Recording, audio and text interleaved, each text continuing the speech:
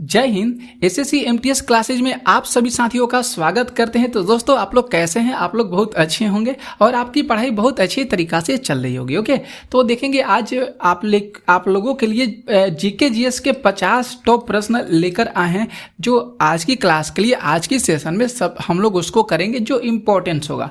Main जो focus होता है दोस्तों हम लोग का 25 प्रश्नों पर होता है कि किसी भी हालत में हम लोग को 25 प्रश्नों को सही करना है। तो टॉप 50 प्रश्न आज की क्लास में हम लोग करने वाले हैं। एमसीक्यू के प्रश्न इंपॉर्टेंस है, आप लोग इस वीडियो को जरूर देखिएगा। यहाँ पे देखते हैं फर्स्ट प्रश्न क्या कह रहा है कि फर्स्ट प्रश्न है कि संयुक्त राष्ट्र संघ द्वारा हर वर्ष 2 अक्टूबर को घोषित कर दिया गया था। मतलब 2 अक्टूबर को जो है संयुक्त राष्ट्र संघ के द्वारा कौन सा दिवस से मनाया जाता है, यह चीज यहाँ पे प्रश्न में कह रहा है। तो देख लेंगे अंतर्राष्ट्रीय अहिंसा दिवस, अंतर्राष्ट्रीय विरासत दिवस, अंतर्राष्ट्रीय नैतिक मूल्य दिवस और डी ऑप्शन है अंतर्राष्ट्रीय आतंक विरोधी दिवस। तो यहाँ पे हम लोग ऑप्शन नंबर जो ए है इसको सही कर लीजिएगा। अंतर्राष्ट्रीय अहिंसा दिवस मनाया जाता है 2 अक्टूबर को। तो गांधी जयंती भी मनाया जाता है और अंतर्राष्ट्रीय अहिंसा दिवस भी मनाया जाता है। किसके अकॉर्डिंग? तो संयुक्त राष्ट्र संघ के अकॉर्डिंग। ओके, ए ऑप्शन यहाँ पे आप लोग दोस्तों सही कर दीजिएगा। ओके, आते हैं सेकेंड प्रश्न देखेंगे। यहाँ पे जो सेकंड प्रश्न है कि भारत में निम्न में से किस पर किए गए खर्चों के लिए हर वर्ष बजटीय अनुमोदन लेने की जरूरत नहीं होती है। तो यहाँ पे देखेंगे रक्षा, प्राकृतिक संकट, यहाँ पे सी ऑप्शन है कि समेकित निधि और डी ऑप्शन है आकस्मिक निधि हो जाएगा। तो जो यहाँ पे बात कर रहा है कि किए गए खर्चों के लिए हर वर्ष जो बजटीय अनुमोदन लेने की जरूरत नहीं होती है वह है प्राकृतिक संकट। वह क्या है भैया? प्राकृतिक संकट हो जाएगा। आप लोग जो ऑप्शन बी है उसको सही कर लीजिएगा। क्या हो जाएगा? प्राकृतिक संकट हो जाएगा। ओके, नेक्स्ट आते हैं प्रश्न हम लोग यहाँ पे तीसरे प्रश्न पे।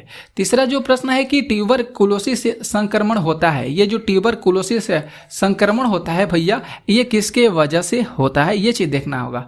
तो माइक्रोबैक्टीरियम एवोनिन द्वारा, बी ऑप्शन का है कि स्टेफाइलोकोकस द्वारा, सी ऑप्शन है कि माइक्रोबैक्टीरियम ट्यूबरकुलोसिस द्वारा और डी ऑप्शन है स्टेटोकोकस द्वारा। ये चीज़ यहाँ पे आप लोग को बताना होगा। सही आंसर यहाँ पे कौन सा सही हो जाएगा? तो दोस्तों सी ऑप्शन हम लोग यहाँ पे सही करेंगे। जो ट्यूबरकुलोसिस संक्रमण होता है ये माइकोबैक्टीरियम ट्यूबरकुलोसिस के कारण होता है। माइकोबैक्टीरियम ट्यूबरकुलोसिस के कारण होता है। तो ये चीज़ ध्यान में रखिएगा। अपना मॉक टेस्ट दीजिएगा दोस्तों कि आप लोग जो है 50 में से 45 प्रश्नों को सही करना है। किसी भी हालत में आप लोग को आज की सेशन में 50 में से 45 प्रश्नों को सही करना होगा। ओके, नेक्स्ट आते हैं प्रश्न हम लोग देखते हैं। चौथा प्रश्न है यहाँ पे। चौथा प्रश्न है कि सिप्रपथ पुलिस थाना जो संसार में सर्वोत्तम माना जाता है, ये कहाँ पे है?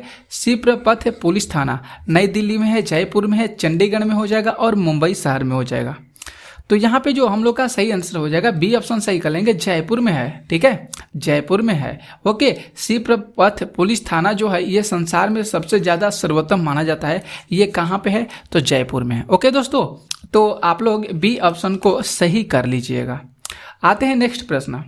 यहाँ पे 5 देखिए प्रश्न। 5 प्रश्न है कि पूर्ण प्रतियोगिता के अंतर्गत किसी फर्म का मांग वक्र क्या कहलाता है? पूर्ण प्रतियोगिता के अंतर्गत किसी फर्म का जो मांग वक्र होता है उसको क्या कहा जाता है? तो देख लीजिएगा, OX अक्ष पर क्षैतिज, ऋणात्मक प्रवण, धनात्मक प्रवण और ईव आकृति का।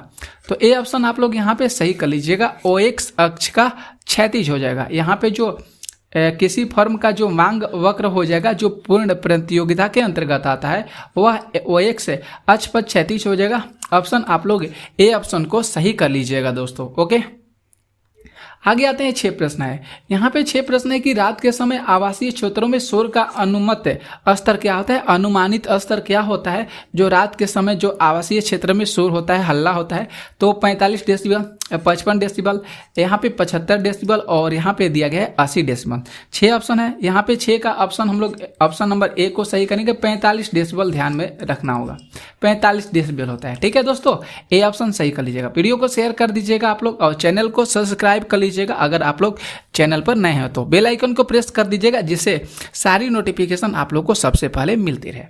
7 प्रश्न है कि बद्रीनाथ और केदारनाथ मंदिरों के गर्भगृहों में निम्न में से क्रमशः किन देवताओं की पूजा होती है? बद्रीनाथ और केदारनाथ के मंदिरों पे कह रहा है और कहाँ पे? तो उसके गर्भ में। ओके, तो देखेंगे विष्णु और शिव, शिव और विष्णु, शिव और पार्वती, और विष्णु और ब्रह्मा हो जाएगा। तो यहाँ पे जो ऑप्शन ए है ये सही हम लोग करेंगे। विष्णु और शिव की पूजा होती है। किस देवता की पूजा होती है, किस देवी की पूजा होती है, माफ कीजिएगा देवता का, तो इनका नाम हो जाएगा विष्णु और शिव की पूजा होती है दोस्तों। तो आप लोग यहाँ पे ए ऑप्शन को क्या कर लीजिएगा, सही कर लीजिएगा। ओके, आगे आते हैं प्रश्न हम लोग देखते हैं। यहाँ पे 8 प्रश्न है। यहाँ पे 8 जो प्रश्न करे कि उस स्थिति को क्या कहते हैं जिसमें कुल आय कुल लागत के बराबर होती है। कुल जो आय है ये कुल लागत के बराबर होती है, उसको क्या कहा जाता है, एकाधिकारी प्रतियोगिता, उत्पादन का समतुल्य स्तर, संतुलन स्तर बिंदु होता है, और पूर्ण प्रतियोगिता।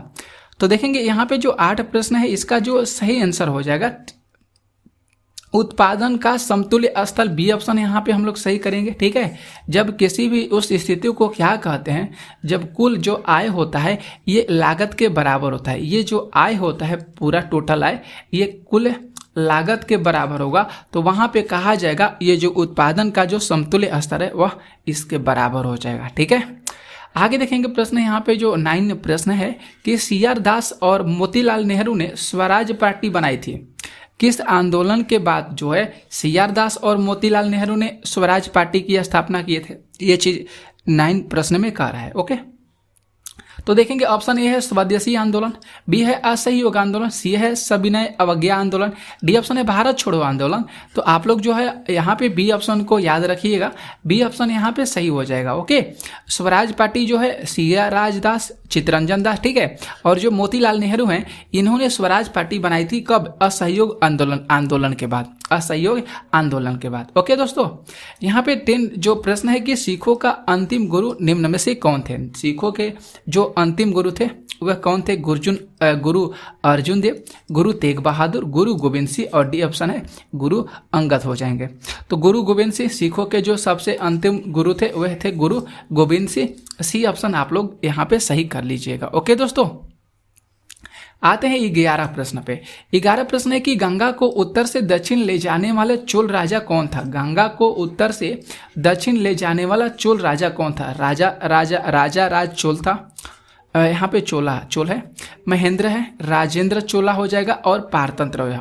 ये चीज ध्यान में रखना होगा, इंपॉर्टेंस ये प्रश्न है। तो सी ऑप्शन आप लोग सही कर लीजिएगा, राजेंद्र चोला हो जाएगा। ठीक है दोस्तों, गंगा को उत्तर से दक्षिण ले जाने वाला चोला राजा कौन था, तो राजेंद्र चोला था। ऑप्शन सी आप लोग सही कर लीजिएगा।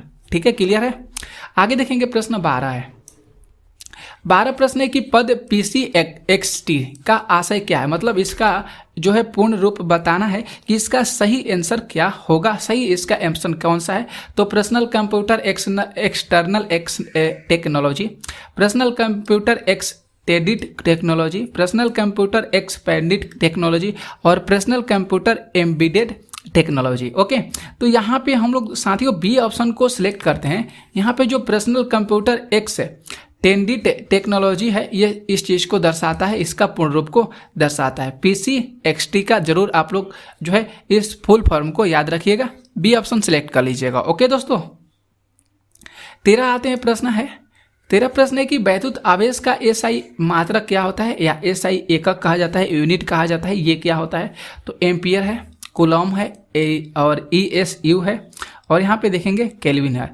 तो आप लोग यहाँ पे जो है माफ कीजिएगा, यहाँ पे बी ऑप्शन को सही कर लीजिएगा, कूलम हो जाएगा। ठीक है, आवेश का मात्रक क्या होता है, आवेश का मात्रक कूलम होता है। आवेश का मात्रक क्या होता है, कूलम होता है। आप लोग को कल ही जो लाइव क्लास ले रहे थे उसमें ये चीज़ को बताए थे, क्योंकि एक न्यूमेरिकल का प्रश्न आ गया था फिजिक्स का जो आप लोग को बताए थे। ओके दोस्तों, प्रश्न आते हैं 14। यहाँ पे प्रश्न है कि ठोस अपशिष्ट को निचले स्तर के क्षेत्र में फेंककर ऊपरी मिट्टी डाल देने को क्या कहते हैं। जब ठोस अपशिष्ट है उसको निचले स्तर के क्षेत्र में फेंक कर ऊपर मिट्टी डाल देने को हम लोग उसको किस नाम से पुकारते हैं, किस नाम से जानते हैं, यहाँ पे बताना होगा। Sanitary land filling, open dumping, composting, और यहाँ पे इंसिनरेशन।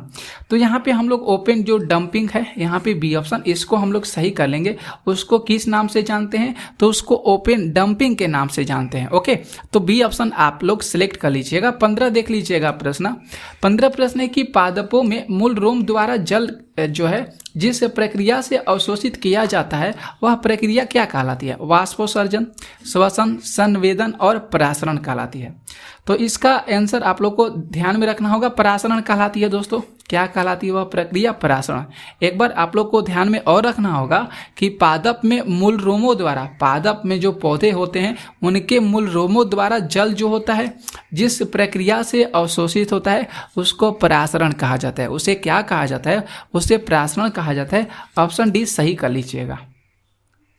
आगे देखेंगे प्रश्न जो 16 है कि 1024 बाइट किसके बराबर होता है? 1 टेराबाइट के, 1 जीबी के, 1 एमबी के और 1 केबी के बराबर होता है। तो ये तो आप लोग को पता है 1 केबी के बराबर जो होता है 1024 बाइट होता है। 1024 जो बाइट होता है 1 केबी के बराबर होता है। ठीक है, आप लोग को तो पता ही है क्योंकि आप लोग के जो फ़ोन है उसमें जो डाटा मिलता है 1 जीबी, 2 जीबी, 3 जीबी कहा जाता है, वही दोस्तों है। ठीक है, तो 16 का आप लोग डी ऑप्शन को सही कर लीजिएगा। आगे आते हैं प्रश्न 17 है। 17 प्रश्न है कि मूत्र का असामान्य घटक क्या है? मूत्र का असामान्य घटक क्या है? यूरिया। यहाँ पे देखेंगे क्रिएटिनिन, यहाँ पे एल्ब्यूमिन और डी ऑप्शन है सोडियम हो जाएगा। तो यहाँ पे जो एल्ब्यूमिन हो जाएगा ये सही हो जाएगा। यहाँ पे सी ऑप्शन जो है यहाँ पे सही हो जाएगा। मूत्र का असामान्य घटक कौन सा हो जाएगा? एल्ब्यूमिन हो जाएगा, एल्ब्यूमिन। ठीक है, यहाँ पे तो यूरिया ठीक है, क्रिएटिनिन सही है और सोडियम भी सही है। आगे देखते हैं प्रश्न 18 है। मलेशिया की प्रशासनिक राजधानी कौन सी है? मलेशिया की प्रशासनिक जो राजधानी है कौन सा है? पुत्रजया। यहाँ पे जो है सेरेम्बन, टाइपिंग और इपो। तो पुत्रजया आप लोग ध्यान में रख लीजिएगा, ऑप्शन ए सही कर लीजिएगा। ठीक है, मलेशिया की जो प्रशासनिक राजधानी है वह है पुत्रजया है। नेक्स्ट आते हैं प्रश्न 19 है कि संविधान सभा की प्रारूप समिति के अध्यक्ष कौन थे? Doctor B R. Ambedkar, Siraj Gopalachari, doctor Rajendra Prasad और पंडित जवाहरलाल नेहरू।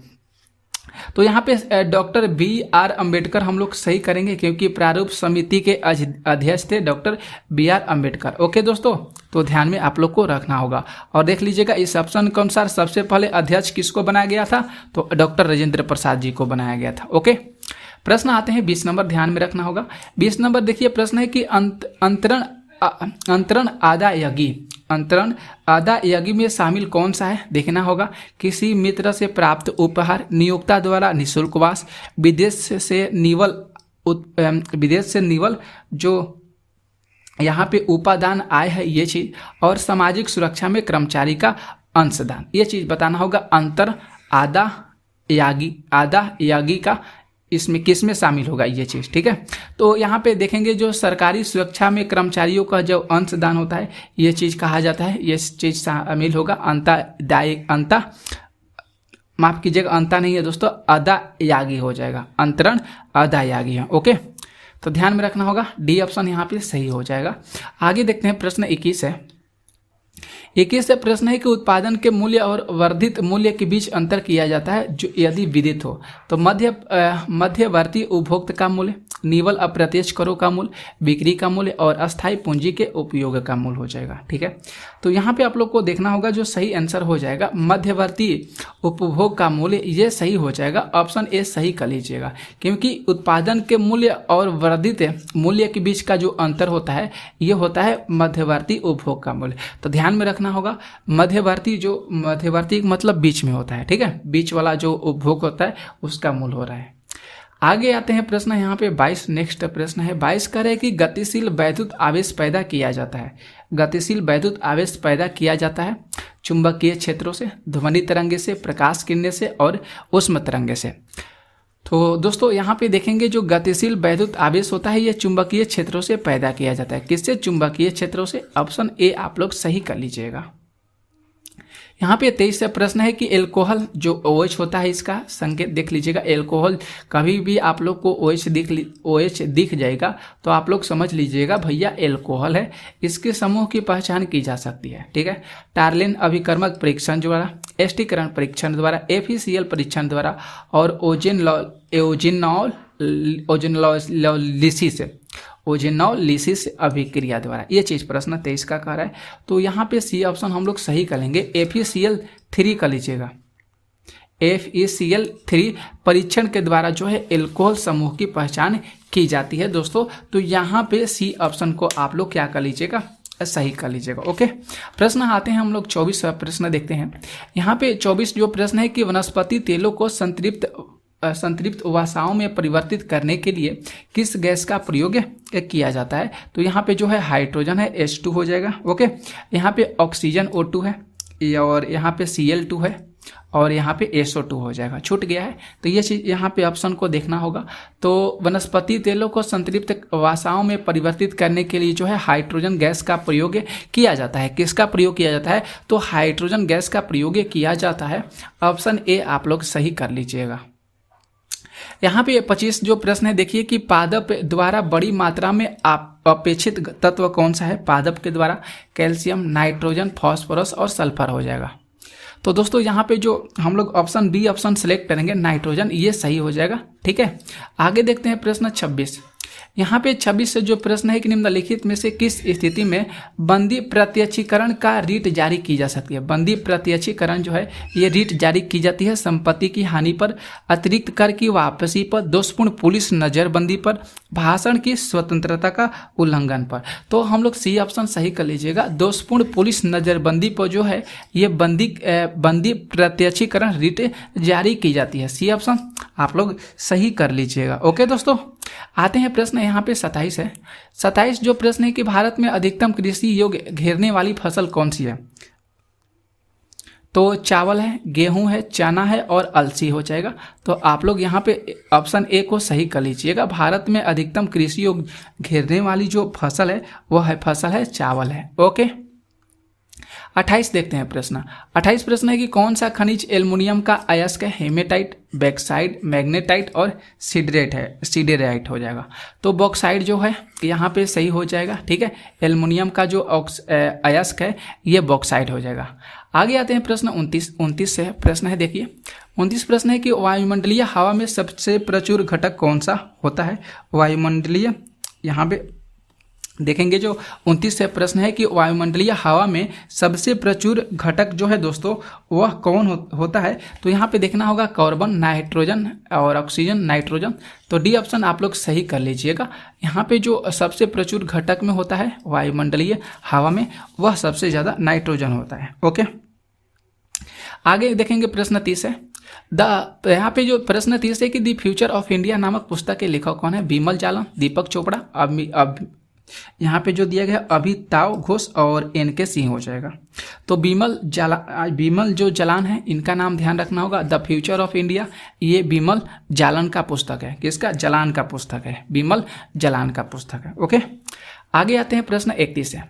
यहाँ पे 31 प्रश्न है कि जहाँ तक कृषि मंत्रालय की सरकारी वर्गीकरण का संबंध है भारत में कितने कृषि जलवायु क्षेत्र हैं। तो देखना होगा 123, 26, 127 और 122 हो जाएगा। तो हम लोग यहाँ पे 126 सही कर लेंगे। कितना है भैया, तो 126 है। ओके, 32 देखिएगा प्रश्न है कि एका अधिकारी की सीमांत आय होती है। एका अधिकारी की सीमांत आय होती है कीमत से अधिक, कीमत के बराबर, कीमत से कम और सीमांत लागत से कम। तो कीमत से अधिक होना चाहिए। कितना होता है भैया, तो जो एका अधिकारी की जो सीमांत आय होती है वह कीमत से अधिक होती है। ए ऑप्शन सही होगा। आगे देखते हैं प्रश्न 33 है। 33 प्रश्न है कि दूध के मथने से क्रीम को अलग करने का रीजन क्या है, कारण क्या है। घर्षण बल, अपकेंद्रीय बल, गुरुत्व बल और श्यान बल। तो यहाँ पे जो ऑप्शन अपकेंद्रीय बल हो जाएगा ये सही हो जाएगा। याद रखना होगा आप लोग को, दूध को मथने से क्रीम के अलग करने का जो विधि है अपकेंद्रीय बल कहा जाता है। ओके, 34 देखिए प्रश्न। 34 से प्रश्न है कि परावर्तित प्रकाश में ऊर्जा, परावर्तित जो प्रकाश में ऊर्जा होती है ये आपतन कोण पर निर्भर नहीं करती है। आपतन कोण के बढ़ने के साथ बढ़ती है, आपतन कोण के बढ़ने के साथ घटती है। आपतन कोण जो 45 डिग्री के बराबर होने पर यह अधिकतम हो जाती है। ठीक है, तो आपतन कोण पर निर्भर करती है। जो परावर्तित किरणें है ये आपतन कोण पर निर्भर नहीं करती है। ओके दोस्तों, तो ये क्या हो जाएगा, ऑप्शन ए यहाँ पे सही हो जाएगा। 35 से प्रश्न है कि तंतु आहार में शामिल है। तंतु आहार में जो है शामिल है ग्लाइकोजन, प्रोटीन, सेलुलोज और यहाँ पे वसा। प्रोटीन सही कर लीजिएगा। ओके, क्योंकि तंतु आहार में आप लोग को बताए थे प्रोटीन शामिल होता है। 36 से प्रश्न देखा जाए। 36 से प्रश्न है कि निम्न में से किस युग्म का विवृत प्रकार का परिसंचरण होता है, विपरीत प्रकार का परिसंचरण होता है। केचुआ और जोक, आदमी और व्हेल, कॉकरोच और सिल्वरफिश, टैडपोल, लार्वा और मत्स्य। सी ऑप्शन आप लोग को यहाँ पे सही करना होगा। कॉकरोच और जो सिल्वर फिश होते हैं इसमें विपरीत प्रकार के परिसंचरण होते हैं। ओके, सी ऑप्शन सही कर लीजिएगा। आते हैं प्रश्न 37 है कि अंग्रेजों द्वारा कलकत्ता में निर्मित दुर्ग का नाम क्या था। तो Fort Saint David, Fort Saint एड्यू, यहाँ पे फोर्ट विलियम और फोर्ट यहाँ पे विक्टोरिया हो जाएगा। तो दोस्तों यहाँ पे सही आंसर आप लोग को देखना होगा। फोर्ट विलियम कॉलेज है कलकत्ता में। अंग्रेजों के द्वारा जो है कलकत्ता में जो कॉलेज की स्थापना किया गया था उसका नाम था फोर्ट विलियम कॉलेज, वहीं दुर्ग है। ओके, आगे देखेंगे प्रश्न 38 है। 38 प्रश्न है कि तीसरे राष्ट्रमंडल जुआ खेल हुए थे। तीसरे राष्ट्रमंडल जुआ खेल ये कहाँ पे हुए थे भैया? तो पुणे में, कराची में, ढाका में और यहाँ पे दिया गया है डी ऑप्शन लंदन में दिया गया है। तो पुणे याद करना होगा। कहाँ पे हुए थे? पुणे में हुए थे। ऑप्शन ये सही कर लीजिएगा। 39 देखिए प्रश्न है, राष्ट्रीय आय में शामिल है। राष्ट्रीय आय में शामिल है भूकंप पीड़ितों को वित्तीय सहायता, किसी बच्चे को जेब खर्च, लॉटरी का कोई पुरस्कार जीतना, नई मकान का निर्माण। राष्ट्रीय आय में क्या शामिल है? तो लॉटरी का कोई पुरस्कार जीतना, ये जो है लॉटरी का कोई पुरस्कार जीतना जो है ये राष्ट्रीय आय में शामिल है। सी ऑप्शन सही हो जाएगा। ओके, प्रश्न आते हैं 40 है कि संसार का सबसे अधिक आर्द्र महाद्वीप कौन सा है। तो देख लेंगे यूरोप, यहाँ पे माफ कीजिएगा एशिया, यूरोप, उत्तरी अमेरिका और दक्षिणी अमेरिका हो जाएगा। तो यहाँ पे जो डी ऑप्शन है इसको सही करना होगा। संसार का सबसे अधिक आर्द्र जो महाद्वीप है वह दक्षिणी अमेरिका है। डी ऑप्शन सही हो जाएगा दोस्तों। ओके, 41 देख लीजिए प्रश्न। 41 जो प्रश्न है कि हमारे शरीर को ऊर्जा निम्न में से कौन देता है भैया? विटामिन, जल, कार्बोहाइड्रेट और प्रोटीन देता है। तो हमारे शरीर में जो ऊर्जा प्राप्त करता है वह कार्बोहाइड्रेट देता है। कौन देता है? कार्बोहाइड्रेट देता है। ठीक है, सी ऑप्शन सही हो जाएगा। आगे देखते हैं प्रश्न, यहाँ पे जो 42 प्रश्न है, निम्नलिखित में से किस ईस्वी सन में भारतीय नागरिकों के मौलिक कर्तव्य संविधान में शामिल किए गए थे? 1952, 76, 1979 और 1981। 76 ध्यान में रखना होगा। भारतीय नागरिकों के मौलिक कर्तव्य जो है संविधान में शामिल किए गए थे 1976 में। कब दोस्तों? तो 1976। बी ऑप्शन सही हो जाएगा। ओके दोस्तों, ठीक है, सारे कुछ क्लियर होंगे। आगे आते हैं प्रश्न 43 प्रश्न है। 43 प्रश्न है कि भारत में कृषि को दुष्प्रभावित करने वाला मौसम का सबसे महत्वपूर्ण तत्व कौन सा हो जाएगा? तो तापमान, आर्द्रता, पवन, वृष्टि। तो डी ऑप्शन हम लोग यहाँ पे सही करेंगे। कौन सा हो जाएगा भैया? जो कृषि को प्रभावित करता है तो वृष्टि हो जाएगा ना। डी ऑप्शन सही कर लीजिएगा। आते हैं 44 प्रश्न है कि प्रकाश किरण पुंज जो अत्यंत दिशिक होता है उसको क्या कहा जाता है? तो उसे इरेजर, ग्रेजर, मेसर, लेजर कहा जाता है। तो यहाँ पे डी ऑप्शन कर लीजिएगा, उसे लेजर कहा जाता है। उसे क्या कहा जाता है? लेजर कहा जाता है। ठीक है, 45 देखिए प्रश्न। यहाँ पे 45 प्रश्न है कि वायरल संक्रमण से होने वाला रोग कौन सा होता है? वायरल संक्रमण से कौन सा रोग जो होता है दोस्तों? तो आप लोग को तो पता ही है, टाइफाइड, विषसूचिका, सर्दी जुकाम, मलेरिया। तो सर्दी जुकाम आप लोग सही कर लीजिएगा, वायरल संक्रमण से होता है। सी ऑप्शन सही हो जाएगा। यहाँ पे आते हैं 46 प्रश्न पे। 46 प्रश्न है कि निम्न में से कौन सी महासागरीय धारा अटलांटिक महासागर में नहीं पाई जाती है? गल्फ स्ट्रीम, ब्राजील धारा, पीरू धारा और कैनेडी धारा। तो यहाँ पे जो ऑप्शन पीरू धारा है ये सही हो जाएगा दोस्तों। पीरू धारा, गल्फ स्ट्रीम माफ कीजिएगा, जो यहाँ पे महासागरीय धारा है अटलांटिक महासागर में नहीं पाई जाती है, पीरू धारा। ओके, आते हैं 47 प्रश्न है कि चंद्रगुप्त द्वितीय और किस नाम से जाने जाते हैं? चंद्रगुप्त को किस नाम से जाना जाता है? यह 47 का आंसर हम लोग को देखना होगा। तो यहाँ पे समुद्रगुप्त, स्कंदगुप्त, विक्रमादित्य और राणागुप्त। सी ऑप्शन ध्यान में रखना होगा। चंद्रगुप्त द्वितीय को और किस नाम से जाना जाता है? तो विक्रमादित्य के नाम से जाना जाता है। 48 प्रश्न, एक निम्नलिखित में से किस कारण से वनों के लिए विशाल क्षेत्र रखने की आवश्यकता होती है? कार्बन डाइऑक्साइड के अवशोषण के लिए, वन्य जीव के संरक्षण के लिए, अधिक वर्षा के लिए और भूवैज्ञानिक संतुलन के लिए होता है। तो डी ऑप्शन आप लोग यहाँ पे सही कर लीजिएगा। भूवैज्ञानिक संतुलन के लिए जो होता है वनों के लिए विशाल क्षेत्र रखना बहुत जरूरी होता है। डी ऑप्शन सही हो जाएगा। अब यहाँ पे 49 प्रश्न देख लीजिएगा कि जल के आयनी गुणनफल मतलब KW किलोवाट का किसका एकांक होता है? तो देख लीजिएगा यहाँ पे मोल के पावर 2 है, यहाँ पे लेट हो जाएगा माइनस इनवर्स। इसी तरह यहाँ पे मोल के पावर 2 है, लेट के पावर कितना है? -2 है, मोल के पावर -1 है और लेट के पावर क्या है? -2 है, मोल के पावर -1 है और लेट के पावर -1 है। तो यहाँ पे देखना होगा इसका आयनिक सूत्र जल का क्या होता है, तो बी ऑप्शन सही कर लीजिएगा। मोल के पावर 2, लेट के पावर -2 हो जाएगा। दोनों जगह जो है दोस्तों 2 ही होता है, ठीक है। और लास्ट प्रश्न आते हैं जो 50 से प्रश्न है आज की क्लास का, कि ब्लीचिंग पाउडर का रासायनिक नाम क्या होता है। तो कैल्शियम क्लोरेट, कैल्शियम हाइपोक्लोराइड, और यहाँ पे देखेंगे कैल्शियम क्लोरो हाइपोक्लोराइड और कैल्शियम बाइक्लोराइड। तो बी ऑप्शन आप लोग सही कर लीजिएगा, कैल्शियम हाइपोक्लोराइड होता है जो ब्लीचिंग पाउडर का रासायनिक नाम है दोस्तों, ठीक है। तो बी ऑप्शन सही हो जाएगा। तो 50 प्रश्न किए, टॉप प्रश्न थे। कैसा लगा क्लास आज आप लोगों को, ये सेशन कैसा लगा जरूर कमेंट करके बताइएगा। वीडियो को शेयर भी जरूर कर दीजिएगा, ठीक है।